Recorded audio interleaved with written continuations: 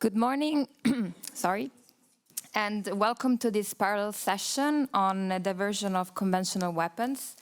My name is Giovanna Maletta. I'm a senior researcher and acting director of the Dual Use and Arms Trade Control Program at CIPRI. And I'm very happy today to be able to chair a session on such an important topic, the one on diversion of conventional weapons, as just mentioned. There is no international agreed definition of diversion, but the term is commonly intended as the situation in which conventional weapons fall into the hands of unauthorized end users or are employed for unauthorized end uses.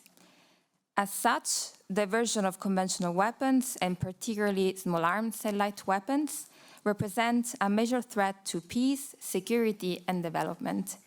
To the extent diversion of conventional weapons could negatively impact on the internal stabilities of countries and regions, fuel or exacerbate already existing armed conflicts, crime and terrorism, and ultimately generate enormous human suffering.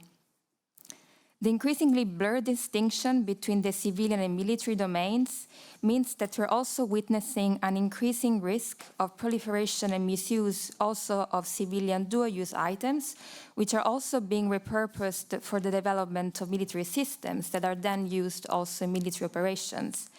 This has emerged, for instance, in the context of the war of aggression against Ukraine.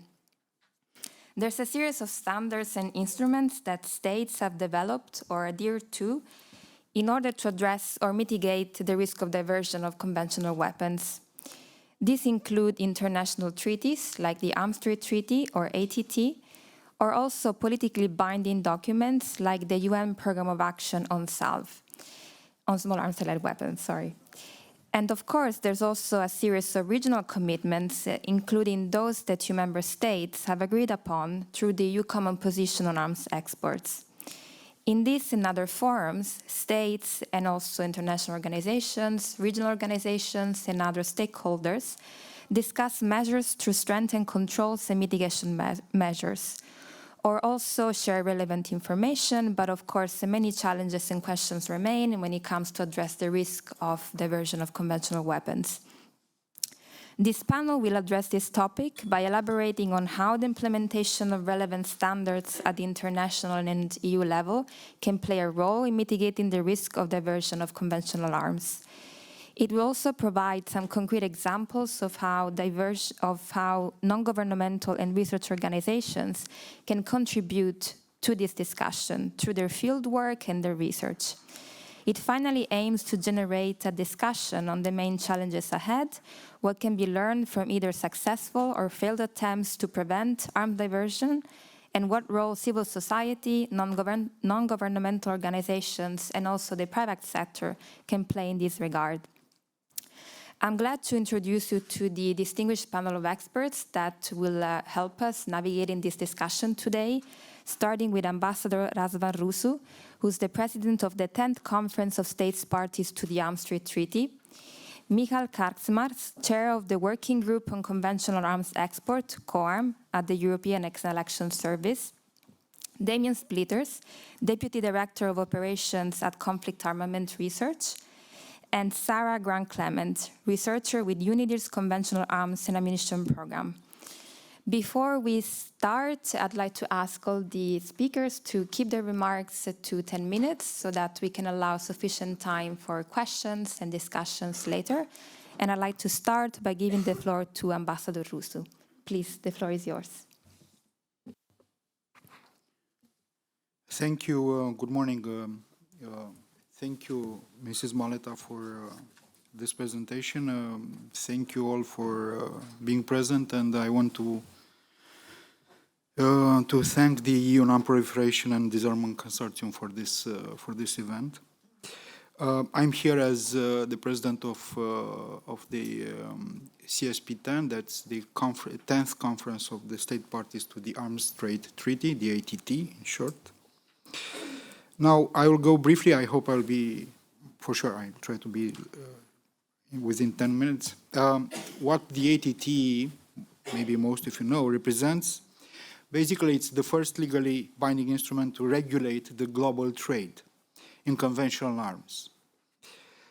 At its core, the treaty object is to prevent and eradicate the illicit trade of conventional arms and prevent their diversion, thus contributing to international regional, peace, security, and stability. Therefore, the states parties to the ATT, the state parties, we are bound by the shared responsibility to prevent arms from falling into the wrong hands. And we can see with today's conflicts, major conflicts, I would say, 2 of them at least, what happens.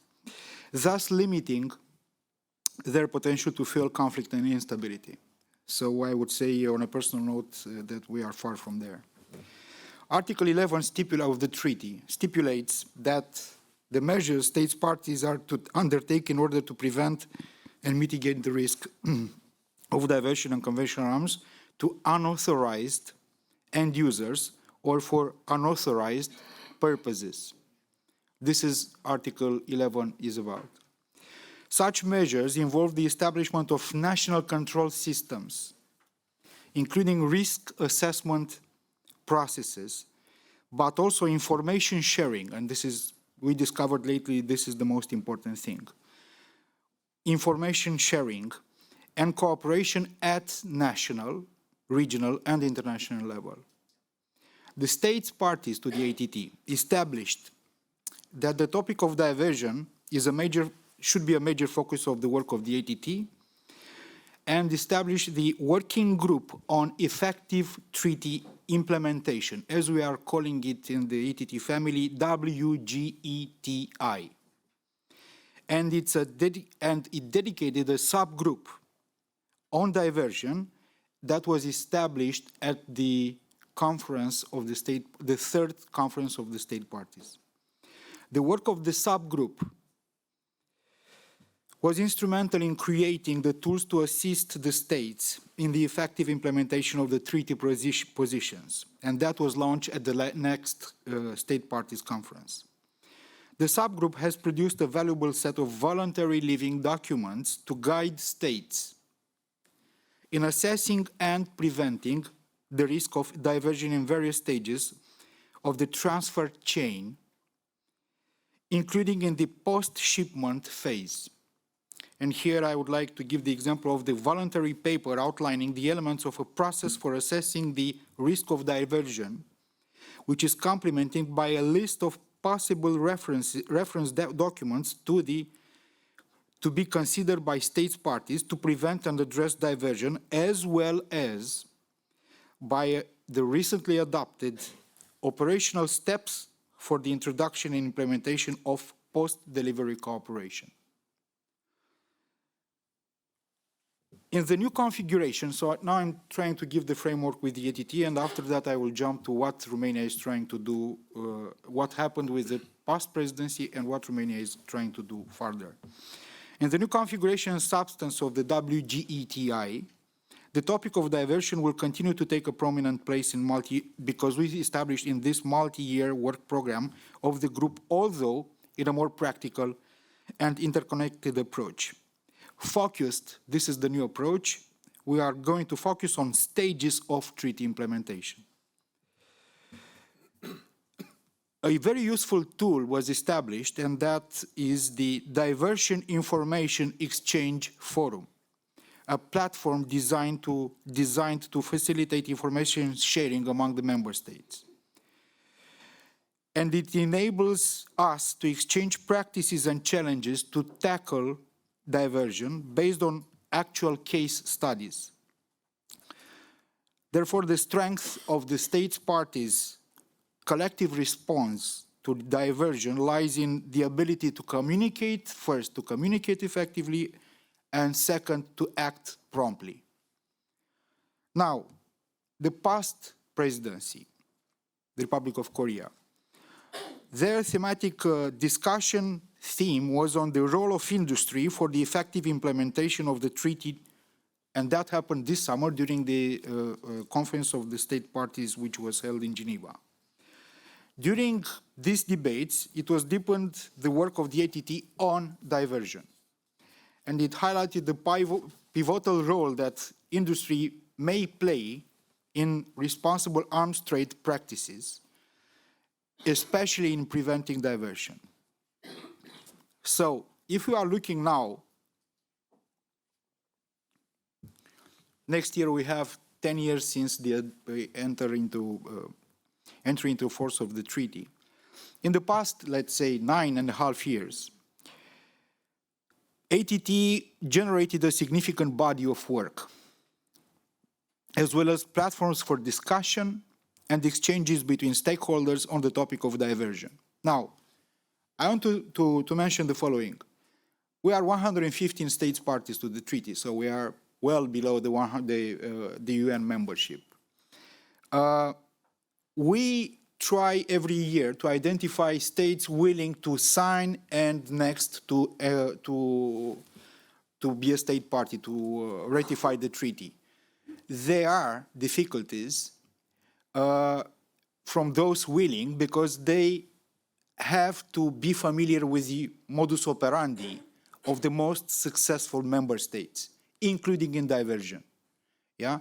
And we are trying to figure out now the best mechanisms how to explain, how to prepare them for accession to the treaty. That's a very, we have a small secretariat, and this is a very hard work from the presidency as well as from the secretariat, and we rely a lot on the civil society, on UNIDIR, for example. So this is the hard work we have to, because we would like to increase the number of states parties and to universalize the treaty. This is another task, continuous task for us, the universalization of the treaty. Now, the Romanian presidency.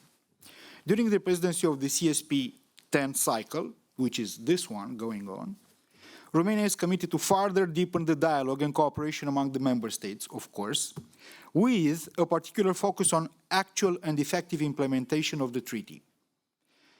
So we have chosen a theme, our flagship, let's say, during the presidency, which is the role of interagency cooperation in the effective implementation of the treaty.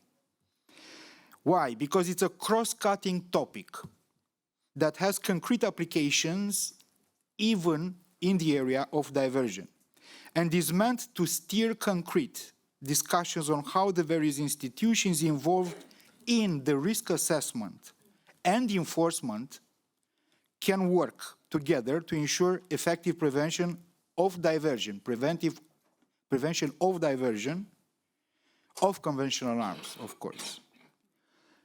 Also, in our vision, in the case of diversion, interagency cooperation expands and goes beyond national borders through the regional cooperation going up to the international level. And in this field, measures such as information exchange between specific agencies and post-shipment controls are essential. We believe that by fostering synergies at this level and promoting information exchange, this is in our view, this is the core of the process. Information exchange amongst national institutions at the international level, we can better address the multifaceted challenges posed by the diversion of conventional arms. Now, to conclude, I have to recognize that we, the member states, we cannot do much without the civil society, without the specialized institutions from the civil society, without studies and thorough studies, for example, from CIPRI or, I don't know, from the conflict arm management research. We work intensely with the NGOs present in Geneva. We want during our presidency to work to elaborate a document with UNIDIR on this interagency cooperation. Thus, why? Because thus we believe that we may lay down for the next presidencies a set of options, which one to pick and to go further. But that also will allow us to link with the past, what it has been done during the past presidencies. So we have chosen this interagency cooperation as a topic, the main topic, in order to give continuity, one, and second, to address the most problematic topics that we have to deal in the future. To conclude, thank you so much. And I remember as a young diplomat and in the late 90s, I was in New York. And I can tell you, some of you, as I can look in the room, you know, at that time, small arms and light weapons, end-user certificates, it was a dream. Now, the environment, it's more regulated, but not enough. That's clear. But in 23 years, so many things we developed in the field of conventional arms, and they were almost non-existent in 2000. So I'm pretty much confident that we will be able to upgrade the ATT, to get more members, and to share the information and to attract more, to generate more cooperation between the member states, including in the field of diversion of conventional arms. Thank you so much. Thank you very much, Ambassador. I think it was very interesting to get this overview of what has been happening within the ATT in terms of addressing the risk of diversion, but also very interesting to hear about the Romanian presidency priorities and how the role of interagency coordination could also support the implementation of Article 11. Now we move from the international sphere, so to speak, to the EU dimension, and I'd like to give the floor to Michal Karksmars. The floor is yours. Thank you, Giovanna. Good morning, everyone. When I was preparing for today, I thought that I would use this opportunity to give you a snapshot of where the EU is now in addressing diversion and what could change in the coming months, given the preparations for the review of our legal framework in the EU. So just a short reminder, the Common Position 2008/944 on defining common rules governing control of export of military technology and equipment contains 8 criteria to be used to assess application for license for physical export, including for production of under license, for brokering services, for transit and transshipment, and for intangible technology transfers. One of these 8 criteria is the existence of a risk that military equipment, military technology or equipment will be diverted within the buyer country or re-exported under undesirable conditions. And to assess such risks, the EU member states should consider legitimate defense and domestic security interests of the recipient, the technical capability of the recipient to use such technology, and also the capability of the end user to apply effective export controls, the risk of re-export, and the risk of diversion to terrorism, and also the risk of reverse engineering or unintended technology transfer. And then we have the user's guide to the common position, which is a document intended for use by licensing authorities, but which is public in order to build transparency and predictability. And it gives further hints where to apply a greater degree of scrutiny if needed. For example, member states should assess the reliability of entities involved in the transactions, the nature of goods, and the intended end use. And in order to better understand and prevent diversion, member states are also encouraged to share and exchange information on countries' activities and entities of concern on a case-by-case basis through the cooperation in COARM, Working Party, or by other channels. You can see it's a very soft commitment, in no way a duty for member states, and from my position as COARM chair, I have to say that it does not generate much traffic in COARM. In line with articles 11, 13, and 15 of the Arms Trade Treaty, also I think mentioned by Ambassador Ursu. Such information may include information on illicit activities, including corruption, international trafficking routes, illicit brokers, sources of illicit supply, and so on. The licensing authorities also have in the user's guide quite an extensive list of potentially useful references to consult, including, for example, the reports of the expert panels that support UN sanctions committees, the info exchange under UN Security Council Resolution 1540, some publications of UNODA and UNODC, and also Interpol's online illicit arms records and tracing management system, in short IARMS, which is a tool funded by the EU, and of course iTrace, which is another EU-funded initiative. And however, with all this toolbox, I have to say that the user's guide adopts rather a conservative approach, saying that central role in counter-diversion policy should be played by end-user certificates and their authentication at the licensing stage. Of course, not substituting for a complete risk assessment in the particular case, and for the use of additional measures. And user's guide and its last version comes from 2019, only notionally mentions post-shipment controls as a useful supplementary tool, and invites member states to inform partners about their experience and about knowledge of general interest which they gathered by post-shipment measures.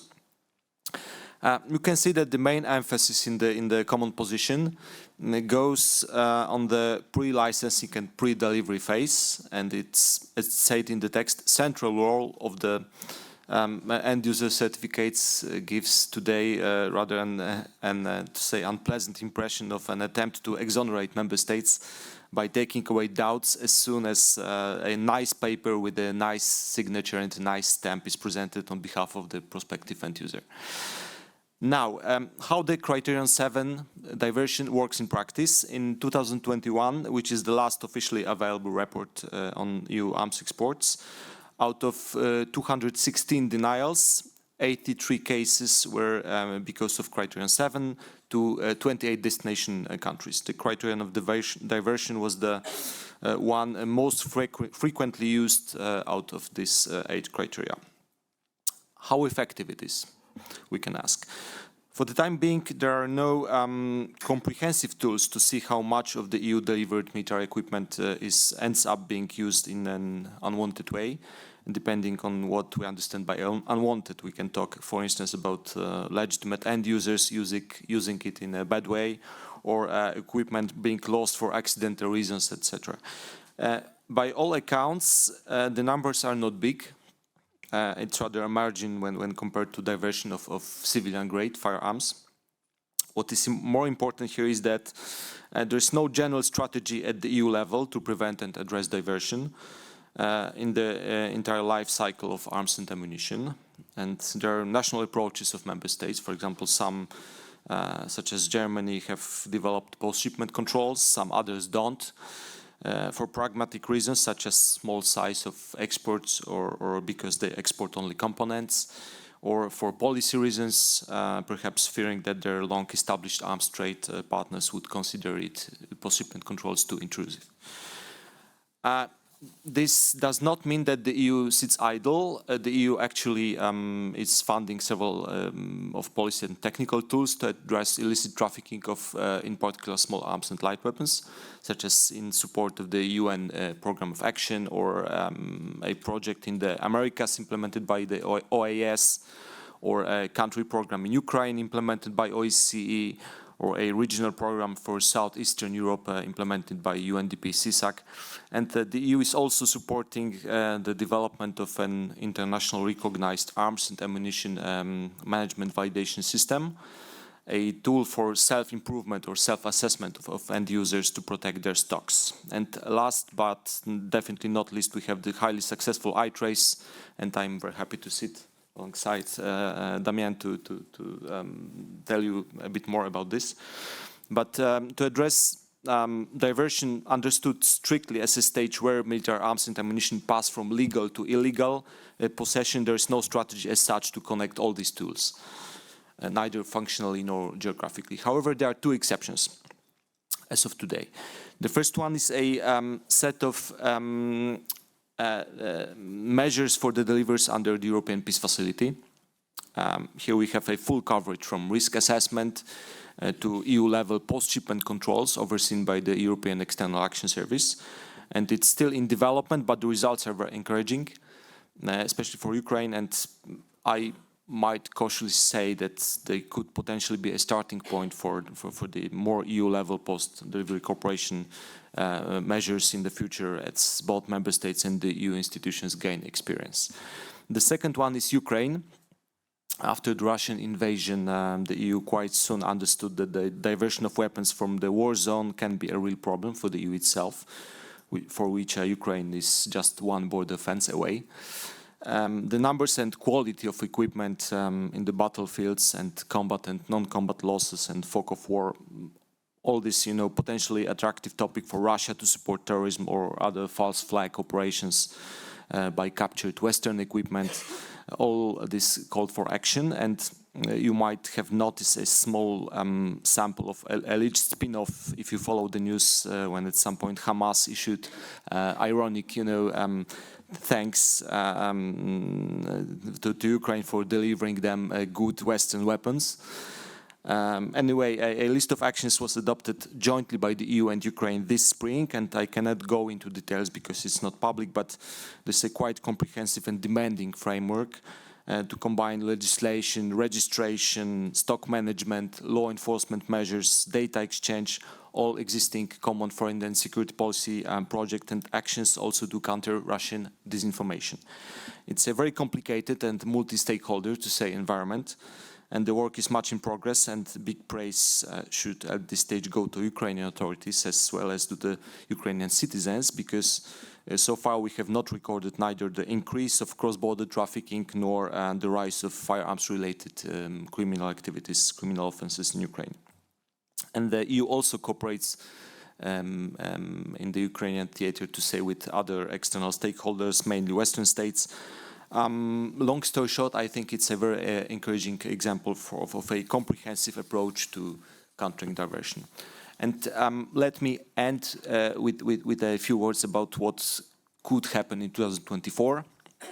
The EU is preparing to review the common position on arms exports, and member states are generally interested in considering more systematic approach to post-shipment controls, such as exchanging best practices, and it will not go probably as far as setting a common minimum standards, compulsory standards, because member states still have different capacities and policies. So it will be rather a voluntary endeavor. But let me here express hope that once it proves effective in curbing diversion, it may gradually become a standard. And member states are also interested in tightening a grip over intangible technology transfers, which perhaps does not feel 100% realities of diversion, which always has a legitimate transfer as a basis, but will also over time lead to some standard of protection and lower the risk of unwanted applications of the European technologies. And the review will conclude in about 1 year from now, and I will be happy to share with you the outcome if it will fit into the agenda of the annual conference next year. Thank you so much.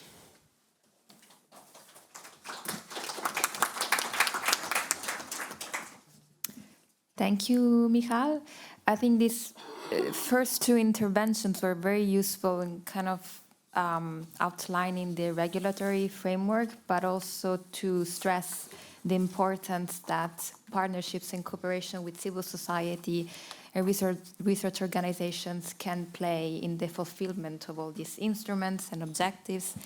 And one of these organizations was mentioned quite a lot already, which is Conflict Armament Research. And Damien Splitters will elaborate a bit more on the work that CAR does, but he will also kind of broaden the lens of what we're looking at here, and will also elaborate on the risk that sometimes also components and parts the diversion of parts and components can present when these items make their way into weapon systems that then are used for military purposes. So please, Damien, the floor is yours.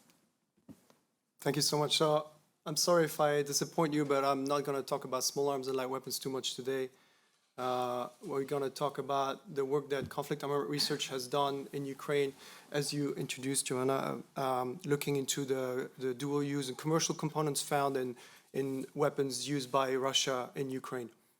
So, but first, a little bit more about conflict armament research's approach. And, as Mikhail said, we are implementing the iTrace program since 2013. So it's been a little while, but the approach hasn't changed. So we work with defense and security forces operating in conflict areas. This is a Ukrainian partner from Kiev that we worked with in the summer. And what we do is we identify and document illicit weapons, ammunition, components, precursor material that we find in the field. So the boots on the ground is the word for conflict armament research work.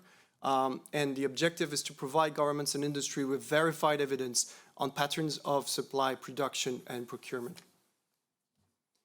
We work all over the world. Wherever there's a conflict, you have a chance to meet a conflict armament research colleague.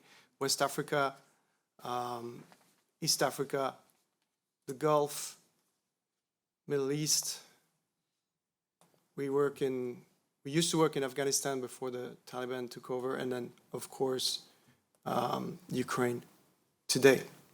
And we work in Ukraine since 2017. The methodology is we have 4 pillars of methodology. So the first one is always going to be the documentation. And that's for Ukraine, but it's also globally true. So the documentation on the ground, followed by the tracing with manufacturers. So we will send what we call a trace request for every single component or weapon or unit of ammunition that we have documented. And then we do triangulation of responses. And that's especially true for Ukraine, where we have identified around 200 different manufacturers, most of them industry entities, and not all of them cooperate with our tracing process. So we have still a chance to do a lot of triangulation with responses that they give. When it comes to electronic components, microelectronics, this is a very specific type of industry where the view of the manufacturer onto their own supply chain is very limited, and the control is very limited. But they can, usually give us a first or second layer of distribution, and with that we can do quite a bit of triangulation. And then we follow that with trade mapping. So that means that once we have triangulated entities of interest, we will map their trade for post-2022. And with that, we identify entities of concern. We've published 10 reports so far since the beginning of the invasion in February 2022, 5 on Russian systems specifically, and 5 on Iranian systems used by Russia in Ukraine. And a little bit of statistics for you. We have identified in Russian systems more than 150 non-Russian companies. We have 700 component models, manufacturing date 2014, 2022, and we start now seeing, post-invasion manufacture, so 2022, 2023.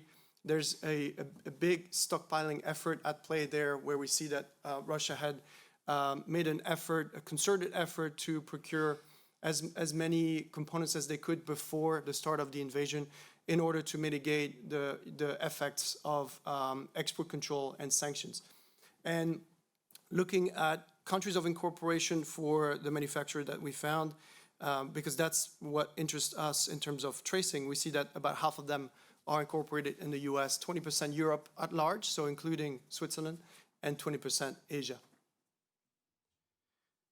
Interestingly, we see a same set of components used in different weapons for Russian systems, and that is important because it means that impacting the chain of supply of these components will likely have an enhanced impact on several weapon systems that Russia is producing. And we have also highlighted high priority components that we see always coming back in different systems, and the EU has adopted, perhaps the 4 tiers, 45 HS codes of components of interest there, and that is also based on the work that we've done in Ukraine. These components are difficult and costly to replace, and we continue to see them. But I'm going to go very fast through the latest findings for you, showing mainly the objective here is to show that this method is actually working. So when you approach such an industry, and perhaps it's the same with small arms and light weapons or conventional weapons in general, the thought is that tracing doesn't work, and it's hard to find who is actually diverting weapons and what to do about it. And we'd rather just not do anything then. But this is an industry that's even worse than conventional weapons, because we have trillions of units being sold all over the world. It's not controlled, and there's very, very little visibility at the manufacturer point onto end user or end users. Here you have 3 different microelectronic models made by US and EU entities, and this is the assumption, a very long list of distributors. With the answers that we received and triangulation that we've been doing, we have been able to identify one entity that came back all over, all the time. And this is for stuff that has been sold in 2014, so 10 years ago. Then what we do is we look at their business now, and what we see is that they are still doing business with a Russian entity of concern that is itself doing business with sanctioned entities. And we feed back that information to the manufacturers, and they take action on this. So they don't wait for the EU or the US to sanction this company or list it. They take action and they stop doing business with them. This is a model that we also want to apply for our documentation and tracing of small arms, light weapons, and ammunition. We look at other things than microelectronics. So here you have a Japanese made engine.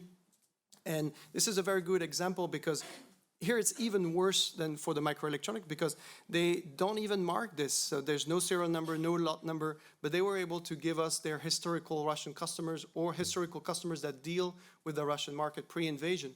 And what we found is that post-invasion, the same Russian customers are still able to get those engines through a series of entities that we have identified. But worse, they even, on top of the engines, they also get a lot, so millions of dollars of microelectronics. And this is information that is very important for policymakers that are trying to regulate or to stop the flow of these items towards Russia. Another example here where we have a European-based manufacturer of microelectronics and a Taiwanese-based microelectronics manufacturer. Both of them have sold pre-invasion to the same Russian customer, and thanks to the tracing process, we've been able to identify this Russian customer, and then to see that post-invasion, they continue to get the exact same product from the exact same manufacturers through a series of third-party entities, and then we can feed that information to policymakers and to the business themselves. We are even able to trace stuff that is where the manufacturer is Russian, so they're not answering our trace requests for obvious reasons. But we see that in their trade, they're dealing before invasion with a Swiss entity to get microelectronics, and then after invasion, they replace it with a series of Hong Kong and Chinese entities. And this is on the right of the screen there. This is the SN99 satellite navigation module that is used in at least 5 different Russian weapon systems right now. We have good collaboration with also EU member states, not only industry. So here you have an Italian engine made in 2019, and we collaborated with the Italian export agency, National Export Agency, to identify what was the Estonian intended end user, and that Estonian intended end user actually re-exported that to a Russian entity. And by doing that, we can also identify quite a bit of red flags. For example, this Estonian customer is a freight forwarder, and a freight forwarder, normally doesn't have any use for engines of the sort, but still it was sold to them as the intended end user. And then we see that identifying this Russian entity, we see that they also get microelectronics through a series of third parties post-invasion. And then I'm sure you've heard that Russia is now making their own version of the Shahed. Inside that Shahed, we found what's called the Cometa satellite navigation module. The Cometa satellite navigation module is entirely made of Western components, so there's no Russian component whatsoever in there. And we see that the Russian company that actually is making this module gets their microelectronics mainly through an Indian entity, and then post-invasion they continue to get components from the same entity, plus a series of Hong Kong entities that are based in the shopping mall. So we have quite interesting things there. We also look at Iranian, and I'm gonna go really fast through that because time is limited. We also look at Iranian weapons, so Shahed 131, Shahed 136, Mohajer 6, and we see different variants of components inside. But I'd like to ask you to put your attention on the bottom line there. These are 3 different inertial measurement units that are used by the Shahed to navigate through jammed environments, so very, very important. The second one here is based around a Japanese component, and this is how it looks like when we found it. So you see it's totally obliterated. The square, the gray square there is where the mark was supposed to be, and it's been laser obliterated, so impossible for us to find the marks. And this is something that we see also for small arms and light weapons, where third parties are trying to hinder tracing and documentation, identification, attribution efforts. Unfortunately for them, we were able to recover the serial number by electronically interrogate these components, and we found that it was sold about 3 months before it was used in a Shahed. It was sold to a Chinese end user that we have identified, and we gave that information to the authorities and to the industry, to the manufacturer. Little effects here. Dynamic presentation. We have, this is a Mohajer 6 combat UAV made by Iran, documented by our team in November of last year. And I think this is another point that supports field investigation, is that the assumption there was that the servo motors here were made by a Japanese company, as it were. That was found, by UN panel of experts previously in Iranian linked systems. But what we found was actually a domestic version, Iranian domestic version of that, and also same thing for floor meter here found in the Shahed 131. And the result of that is that this company, this Iranian company, has then been sanctioned by the US Treasury about 2 months after we reported it. And then, I have a list here of impact, showing how important it is to actually have this approach and the effect that it can have. This is the EU 45 HS code that was adopted to try to stem the flow of Western components towards Russia. And then we have a series of companies listed by BIS, so the US Department of Commerce, based on our findings as well. And this is the Indian company that I was talking about. So on the left of the screen, you have the Russian company, the manufacturer of the Kometa, and then on the right, you have the Indian company that is actually supplying them with components. So both have been either sanctioned or listed now, which is, for us, an important achievement.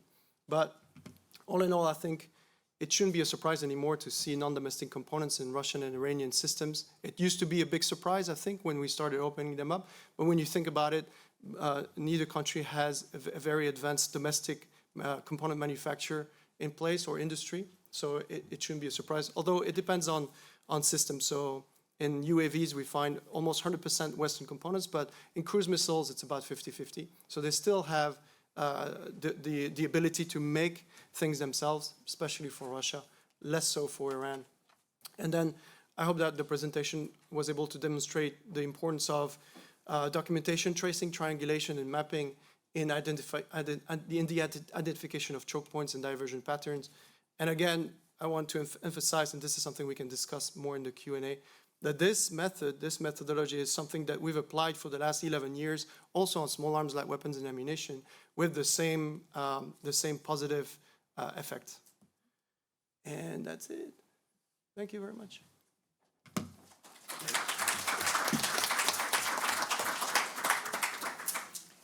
Thank you, Damien. I'm pretty sure people were not disappointed by this presentation. And yes, let's move on. And before, some of our speakers already mentioned some of the measures that states have adopted to address or mitigate the risk of diversion, including post-shipment controls measures, but Sarah here will also help us explore other kind of solutions that can be used in order to, tech solutions that can be used to prevent the same risk. Please, Sarah, you can go ahead. Thank you, Giovanna, and good morning to all. And thank you, of course, to the EU Non-proliferation and Disarmament Consortium for inviting me to speak on this panel. So today I will touch upon different technologies which could be relevant to countering diversion and provide insight into how their use could be considered in this context. My remarks are actually based on the results from the first phase of a research project led jointly by UNIDIR and the Flemish Peace Institute. And the aim of our project is to develop and test an approach for identifying and assessing the feasibility and utility of using specific technologies that could be used for preventing, mitigating, and detecting diversion of conventional weapons and related components.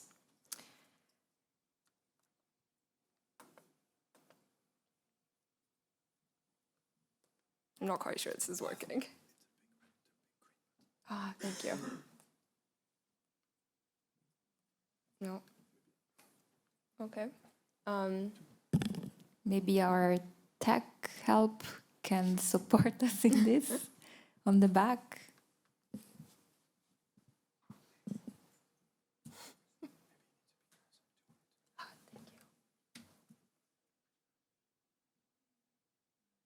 Is it out of battery? It's a bit ironic when I'm about to talk about technology, but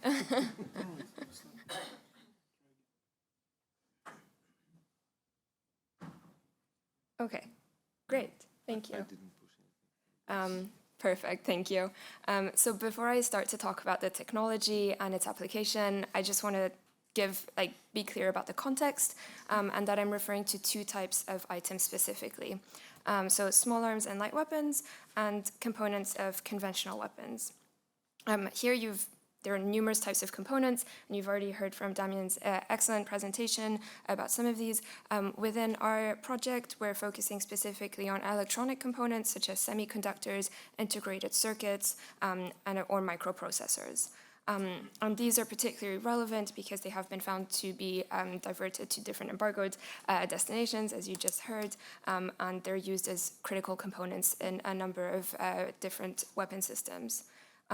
And really, I don't want to assume any previous knowledge, so the reason why we're focusing on these items really finds the root in the fact that they are fairly easy to divert due to their size and nature.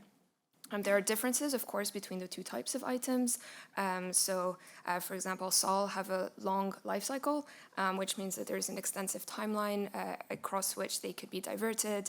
On the other hand, the component supply chain is very kind of complex, as we heard, much more so than that of SAL, which can make also these items very hard to track, and their illicit use may only be apparent once they're integrated in a broader system. So there are nonetheless differences. It works. Of course, there have been, as we've already heard, significant and considerable attention and effort on the creation of non-technological mechanisms, such as international standards. And in some cases, certain types of technologies have also been discussed, developed, and tested in specific contexts, not least by CAR, actually. However, there appears to be a gap between increased attention on the potential use of technology and actual broad-scale use for countering diversion. So technologies writ large could be highly beneficial, efficient, and effective in supporting and strengthening existing measures aimed at preventing, mitigating, or negating diversion risks. For example, when we look at the commercial and industrial sectors, such as the medical sector, the food sector, they have employed technologies already, and they are employing technologies to ensure the security of legitimate trade flows. So we can draw lessons learned from other sectors and identify potential transferable technologies and lessons learned. And here, when I talk about technology, it's really in a broad sense. So technical processes, methods, knowledge used to accomplish a task. This is a very broad spectrum of techniques. And I do want to preface, before I dig deeper in the technology, that I am not saying technology is a panacea. It's not there to address all of the issues that we find in diversion, and it cannot on its own fix current and future challenges regarding illicit trade, either in SOL or in components of conventional weapons. And technology could become an issue in and of itself if poorly applied. So I hope to be taking a tech-realistic perspective on this issue. So not just looking at what technologies exist and what they can do, but also examining the purpose and the context of application. So recognizing, in essence, that technologies do not exist in a vacuum. So for that reason, a technology-centric approach may omit addressing the specific needs and context of implementation. So when considering technology to aid with counter-diversion, the first step is really not to first go for the technology that we know, we're aware of, that shiny new thing, but rather understand why we want to adopt a technology and for what reasons. And understand, in other words, understanding what is the issue, what is the diversion issue that current existing measures are not addressing, where is this issue happening, what is the specific item that it's impacting. Once we have an understanding of what are the needs and what are the gaps, then we can turn to examining technologies and what technologies, if any, could help address these issues. Through our research, we identified a wide range of technologies which would have different types of purposes and which range from more to less complex. The list that you see on the screen is not exhaustive, but the particularity amongst all of these technologies is that they are all technologies which have seen some use in the area of counter-diversion of weapons or have been applied in the civilian commercial realm. So in other words, they are known technologies from which we can draw lessons learned. Due to time, I won't go into the technologies in detail now, though I'm happy to expand on these during the Q&A. But it's nonetheless important to note that here, I put singular technologies on the slides, so you can see RFID or NFC tags. But really, when we think about technology, it doesn't require thinking about the item that you see on the slide in of itself, but the broader kind of have a whole of system approach to a technology. So thinking about the elements necessary for it to function, from the data inputs to the scanners retrieving the information on the tag to the digital database storing it, etc., as well as, of course, ensuing cybersecurity principles, etc., etc.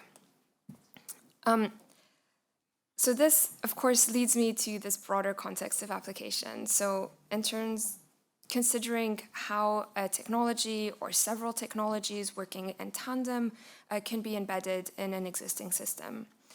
This encompasses both the landscape of application, such as whether or not technologies comply with different arms control instruments and their requirements, but also as to whether the selected technology possesses aspects or attributes which are important to a user. So, for example, whether a technology is sufficiently robust to endure in a particularly difficult environment, or perhaps can endure very low or very high temperatures, because you need to think about where the technology is going to be applied.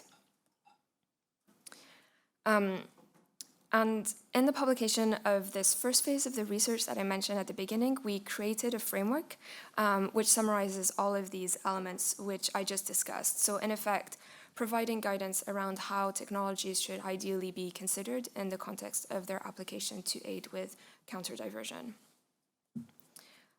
However, this framework is only one part of the picture. So while our report does contain a description of each of the technologies provided in the list that I shared on the slide, there is still need for a better understanding and more understanding on how these technologies would actually work in practice, and not just as standalone elements, but also in combination with one another. And there's also a greater need for understanding on the impact these technologies could have on the ability to counter diversion, as well as the barriers to implementation that exist, beyond some of which I've already mentioned. And actually, together with the Flemish Peace Institute, we will be exploring and hopefully answering these questions. And this is the next step in our research project. We will be running workshops to that effect at the start of next year, and we of course welcome expressions of interest to take part from the broader community of stakeholders, and so do come talk to us at the end. In conclusion, as I'm sure I'm running out of time, there appears to be a number of technologies that may have relevance to aid with counter-diversion and merit being further explored. However, I do want to stress that technologies do not and cannot replace other types of measures. They are complementary to these. These are one of the tools within the broader toolbox. In other words, don't use tech solely to use tech. There needs to be an understanding of the barriers and the limitations of the different technologies and the system that they would be integrating. Finally, use of technologies also means addressing some core non-technological issues. We've heard information sharing previously mentioned, because differences in practices can become magnified, particularly when you kind of add technologies to the mix. So with that, I look forward to answering any questions, and also provide here a link to the report. There were some physical copies upstairs. I don't know if there's still some left, and thank you for your attention.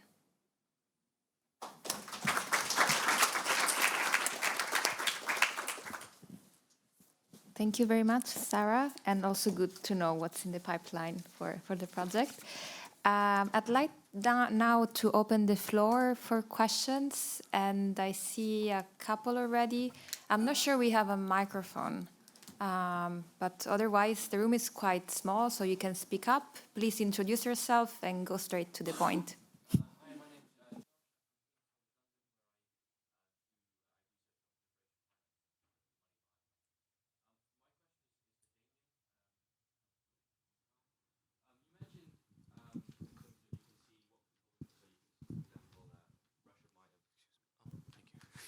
Russia might have bought XYZ from ABC, and you said you can see that.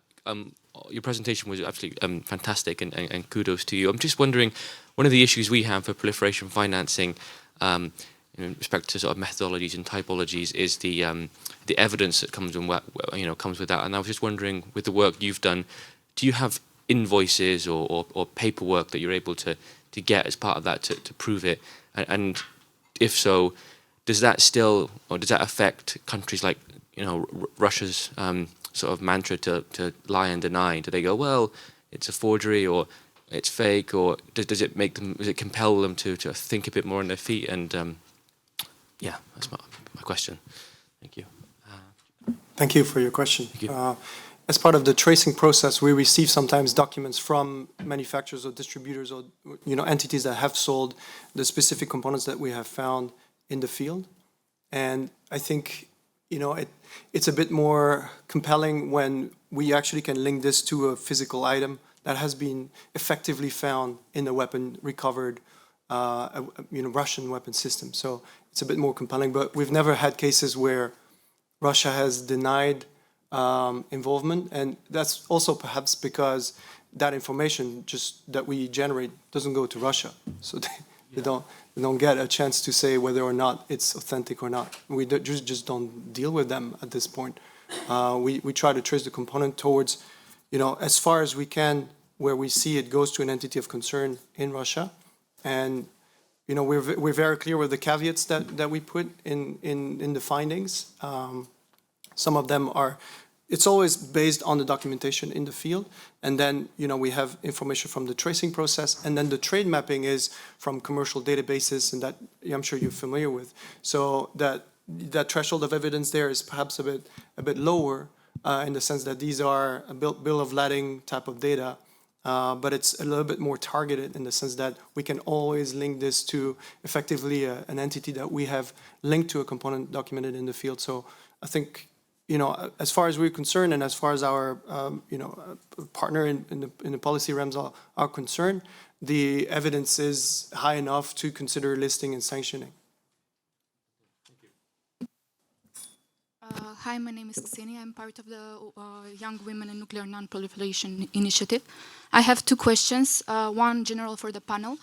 The question is, you talked extensively on monitoring diversion offline.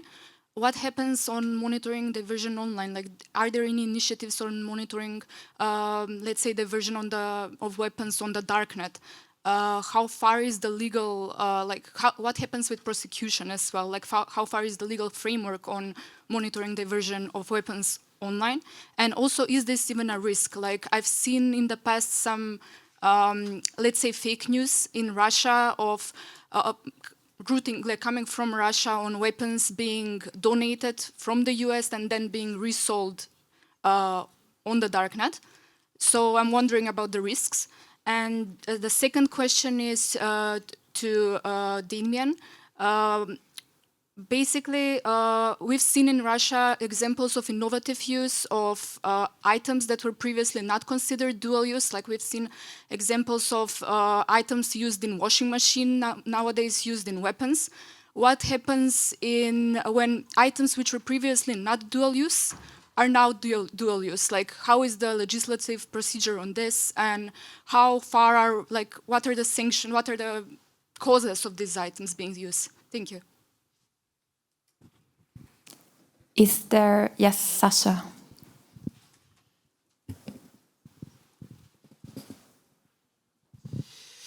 Hello, I'm Sasha Simon. I'm with the EU Institute for Security Studies. I have another question for Damien. Apologies. I would be curious because in your presentation, you laid out where CAR is active, especially in the Sahel.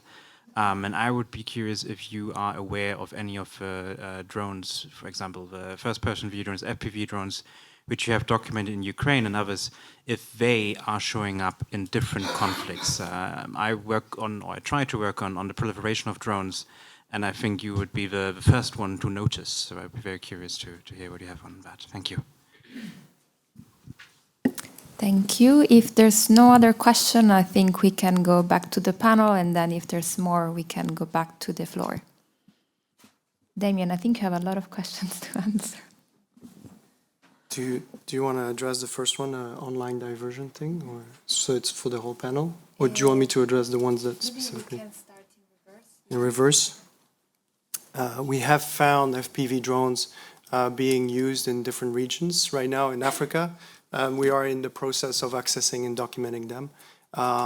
It is a bit more difficult for us when it comes to FPV drones because of the nature of their use and the fact that, you know, the level of destruction involved in their use.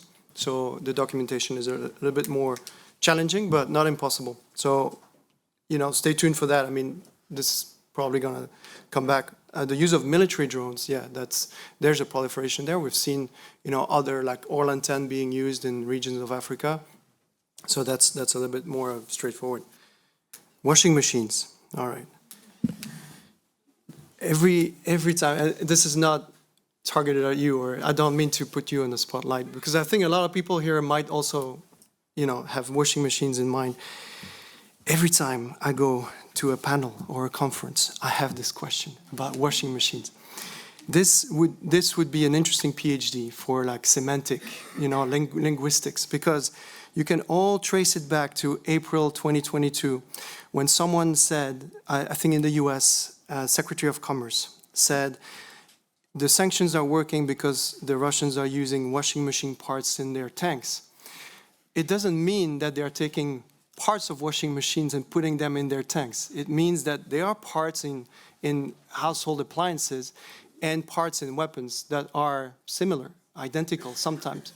But unless your washing machine can fly, it doesn't have a autopilot sensor or, you know, navigation or GNSS satellite navigation module kind of thing, right? So we have found zero evidence that Russia is buying a $500 washing machine to take a $1 part and put it in $1 million cruise missile. Like, it doesn't make any sense. And I see this coming all over again and again every time. It's either that or Alibaba or AliExpress. Oh, what can we do? They buy stuff on the AliExpress, but they don't. It doesn't work like this. They have very specific networks of acquisitions that we have identified and that are identifiable and impactable.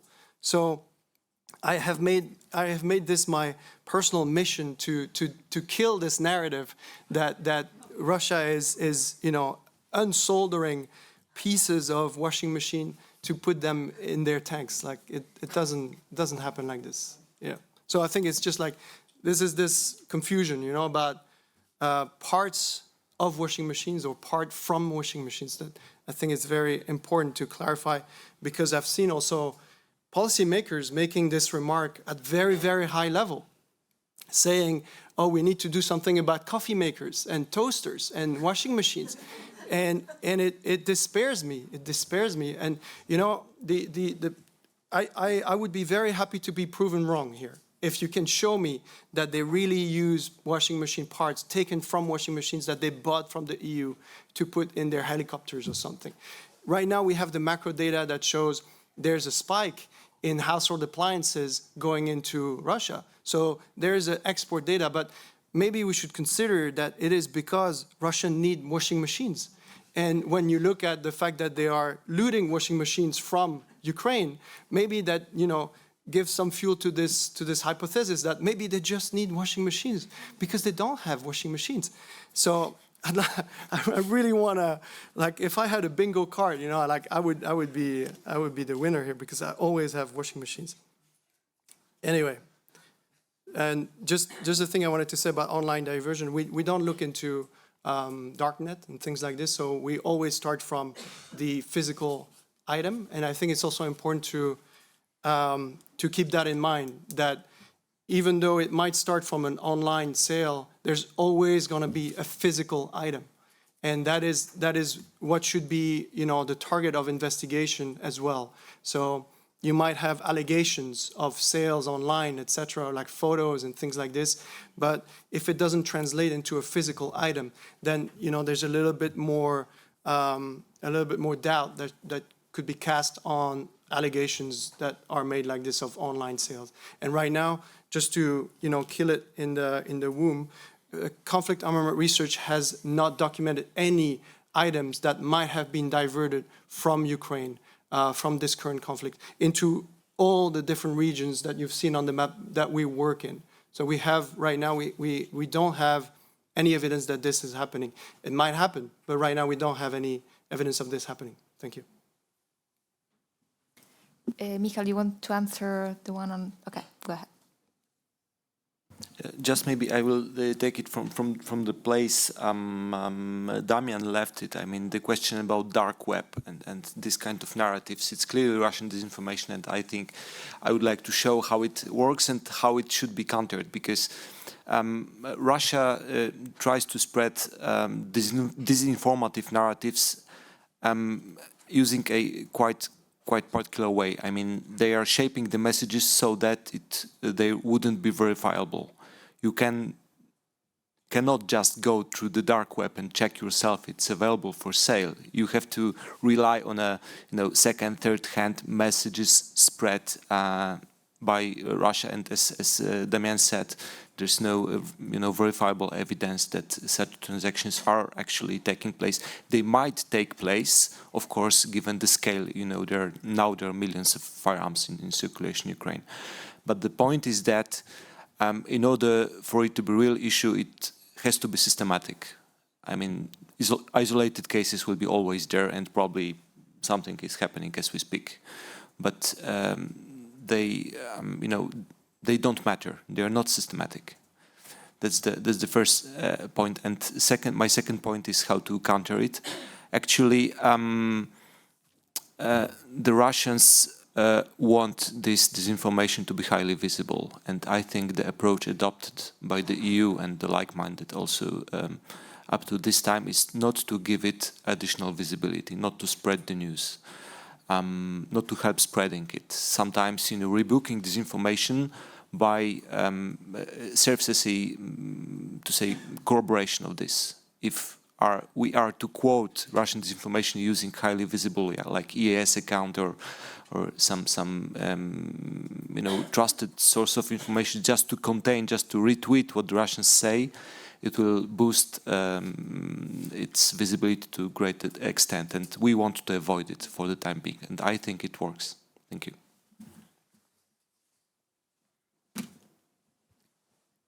Unless Ambassador Russo also wanted to comment on one of the questions. Thank you. I really do not. I'd like these stories with tracing, and I think it's really captivating. On the online monitoring, on diversion in the ATT is as I said, is a hot topic. We don't have, at the level of the organization itself, ATT, we don't have, we haven't developed this online trying to look into things. As far as I know, the export control agencies, including my country, the regional champions in terms of implementation of the ATT, so basically I would say the arms producers, yeah. In each agency, the internal and external counterintelligence are present. So I'm pretty much sure that at national level, they are looking at the online, into the online. I'm not sure, again, as Damien said, going into the darknet, I'm not sure. I don't know what the counterintelligence is doing. So with the online field itself, per se, I would say in the ATT, it's not only at the national level, not for the as a policy developed at the level of organization. Thank you. Is there any other question from the room? Otherwise, I have a couple. And one is for Sarah, actually. The report and the research that you have published, it's out for some time now. And my question is, what kind of reaction, if you had received any, is there from either manufacturers or policymakers on the idea of perhaps complementing the procedures and risk assessment procedures that they already have with these technologies? And another question that I have is for Ambassador Russo. You mentioned already that we are approaching the 10th anniversary of the ATT, and a lot has happened in terms of the guidance and discussion, the guidance that states have developed, but also discussions themselves on diversion and how to address this risk. What do you think is missing from the discussion, and what else states could develop further? Thank you. Thank you, Giovanna. No, it's a really interesting question. Some of these reactions were when we were undertaking the research and not necessarily afterwards, but I think there are two kind of aspects I want to touch upon. The first is technology comes with a cost. It comes with a price tag.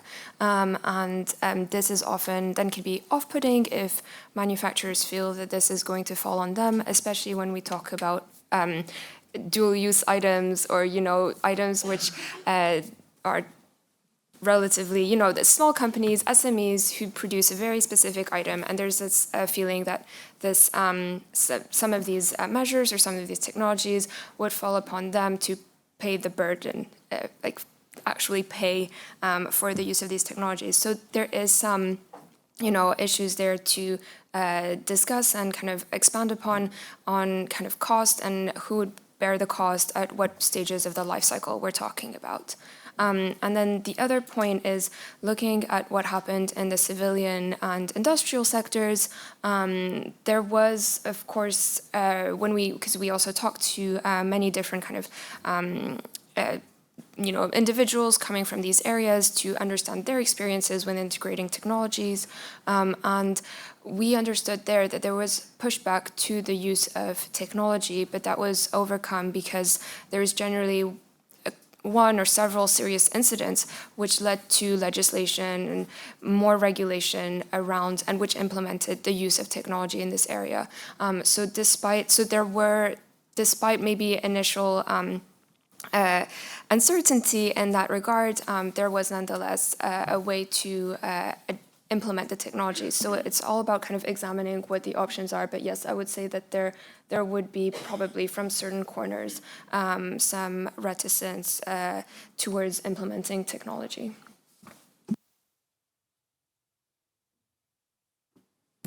Thank you. What is missing from the discussion on diversion in the ATT? This is something we discussed when Romania said that can take the presidency for the 10th anniversary this July, August it was. And I discussed also with my colleagues from the Export Control Agency back in Romania, and also with the people in Geneva. And that basically is very much related to the willingness of the states to join the ATT. This is an issue. And the issue is the lack of confidence. So you have, on one side, you have, it's not a homogeneous environment. You have different practices developed nationally, because the structures of the governments, of the agencies, are so much different, even within NATO, among ourselves. Yeah, it's a different system in France, another one in Romania, another one in the United States. So you have to find the connection, or you have and that's between us. And at the NATO standards, you can share the information because you have the proper environment, no problem. Also in the EU, yes. But when you are trying to attract a new state party, potential state party from Asia, for example, because the focus was in Southeast Asia, or Africa, because also we are looking at Africa. Well, it's a bit difficult because there is a lot of reluctance from their national authorities, because they are, okay, do we have to share sensitive information? Because diversion goes back to sensitive information sharing. So I mean, in ATT was established this platform for exchange, but it's exchanging good practices. So you have to have a starting point. The starting point identified, as far as I saw it, is good practices to be shared. And not to be compulsory the sharing of information. This is an essential point. Yeah, not only in arms control, everywhere, in every field. It's not compulsory. We, for example, country X, we are doing like this. It works. If you want to embrace this method, you can employ it. If not, maybe let's look at others to see how they employ this sharing of information, how they use it, and let's try to work on it. You, country Y, that may join us, the family of ATT. So sharing the information, I think, is the most sensitive issue at this point. It comes from lack of trust. It comes from reluctance, which is historical, cultural practices, yeah. So, for example, it was the Korean presidency of the ATT. They focused on Southeast Asia. Secondly, on universalization. So the targets were identified in Southeast Asia. Their theme, their main topic was the role of industry. Why? Well, the Republic of Korea is a big producer. Yeah. So they worked effectively. They had efficiency in their approach. We identified two potential states to join the ATT. But again, in diversion, the most sensitive issue is sharing information between the states. And also another issue is the post-shipment controls. How much you are committed to engage after the delivery is being made. You saw it, for example, from Damian's presentation, how it was in the pre-invasion phase, where you had countries responsible, yeah? How was it in a post-invasion phase? And let's not forget one aspect, I don't know if you are aware, China is a state party to the ATT, yeah? So everybody is willing to employ more methods, successful ones, which were useful for others in order to upgrade its performance in the ATT and in the arms control, and of course the prevention of diversion. So I think we are on the right track. But you have to convince people that sharing information beyond exchange of practices is the most important thing if you want to go ahead. Thank you. Thank you very much, both. And I saw another question over there, Niels.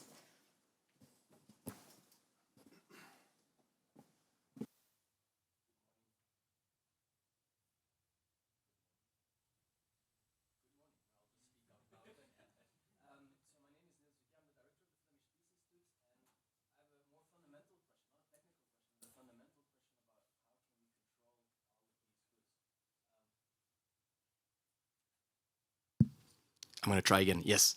I have a more fundamental question instead of a very specific technical question. And it's really sparked by the comments that were made in this panel, which I think was very exquisite with all the various perspectives and the various points of view. I think we're living in exciting times. Things are changing. Things are evolving.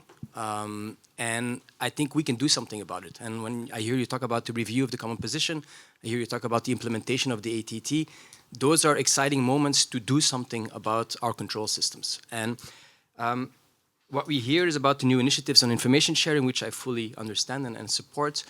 What we also see is the expanding of the control lists. More and more goods are being put onto sanctions and so on. So it's expanding and expanding. I'm not going to talk about washing machines, Damien, not today.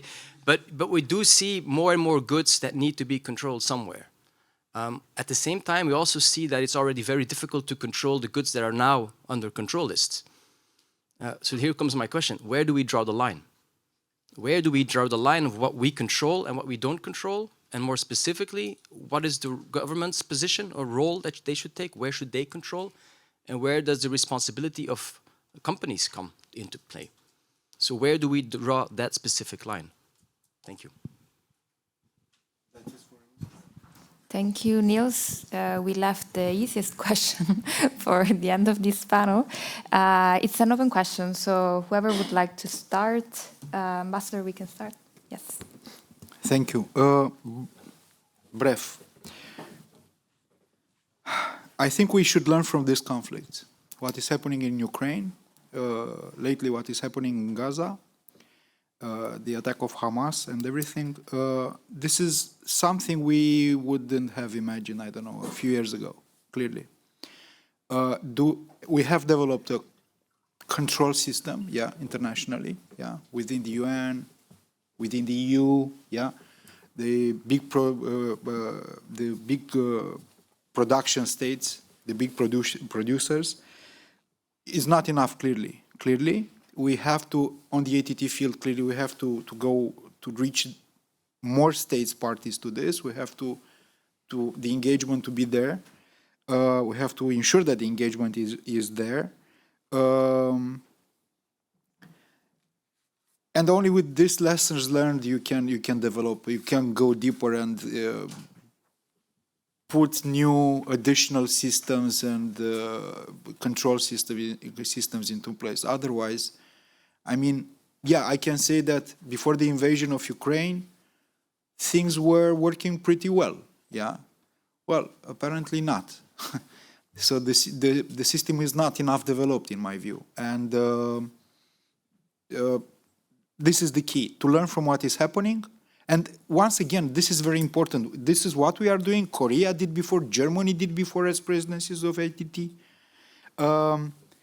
We are trying to work with agencies, with NGOs, with those with boots on the ground to see what is happening and to draw from the experience. And you had a nuance in your question. It's related to the producers. Yes, we managed since last year, we in the ATT, to involve the industry into this universalization of the treaty. They really understood that they have to be responsible to cooperate with the states to share more information.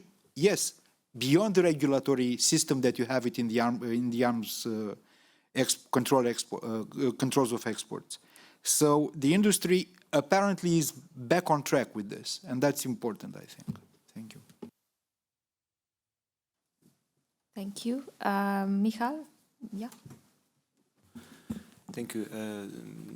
Responding to the Niels question, I think I can take only a part of the picture which I'm sort of responsible of, which is arms and ammunition.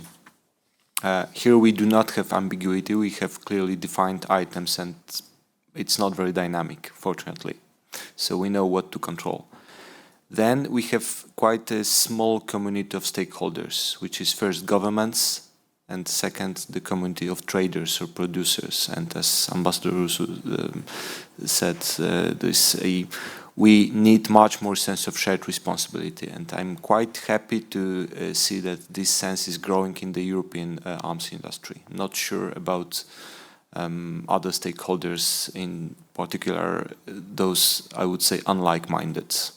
For example, the Chinese approach so far has been that we do trade with governments and we don't care any longer.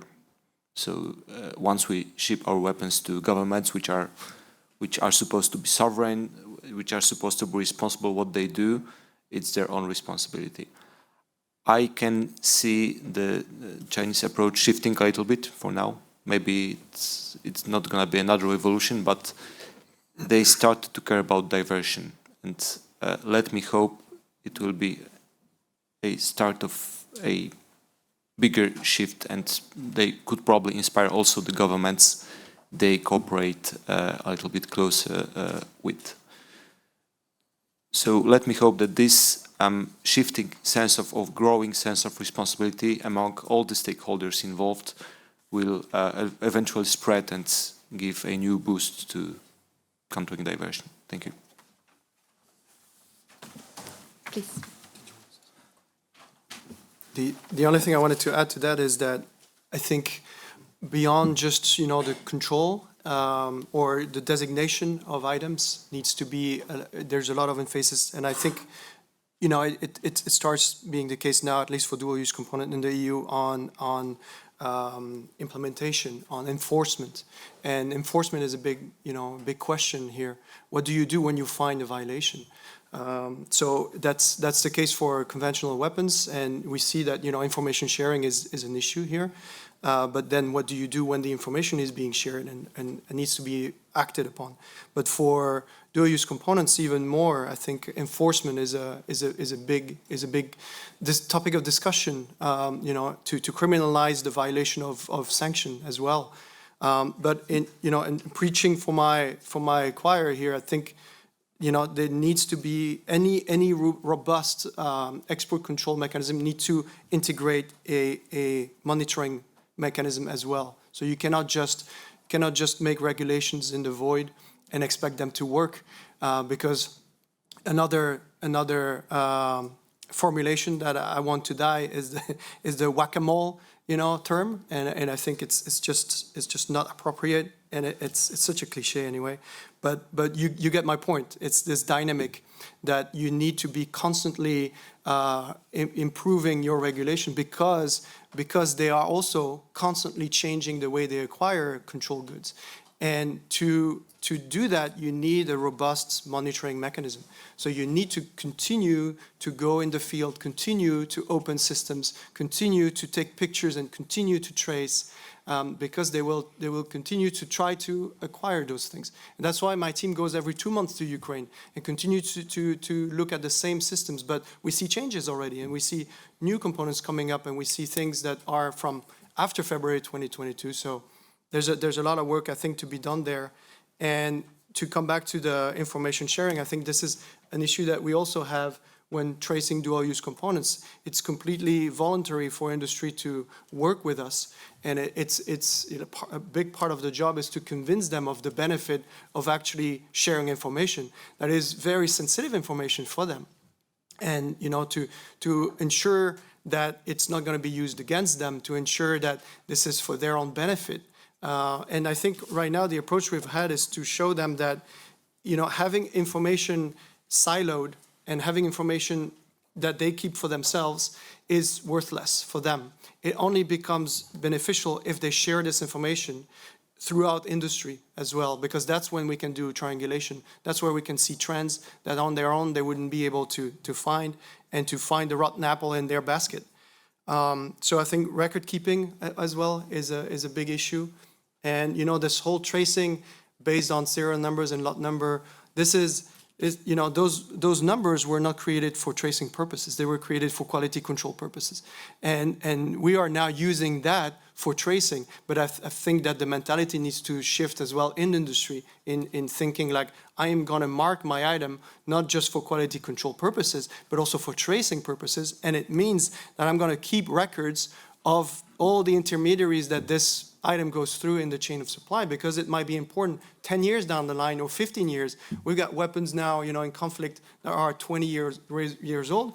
And when we approach the state that was responsible for the export, they tell us it's too late. We don't have the record anymore because it's been made 20 years ago.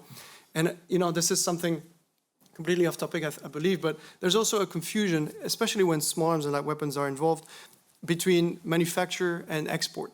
And we have state telling us it's been manufactured 20 years ago, we don't have records, but maybe that weapon was actually exported last year, and it's an old weapon exported last year, so you should have records about that still. And so, thanks for opening that topic. I think we can discuss it at length, but these are the challenges that we face as an organization. Yeah. I'll just give a brief 2 cents and probably a very UN-y answer, so I apologize in advance. But I think there's also merit in looking at kind of the reasons or the rationale behind the expanding control list, and to kind of reference the new agenda for peace from the UN Secretary General. There is a need to move to less militarized security and more focus on human security, and that ultimately would be the answer to least expanding control list. I apologize for the UN answer, but I just wanted to add that in. Thank you all. Thank you all for the very interesting questions. We went a bit longer, but we also started a bit later, so I think it's still fine. So please join in thank the presenters for the very rich remarks.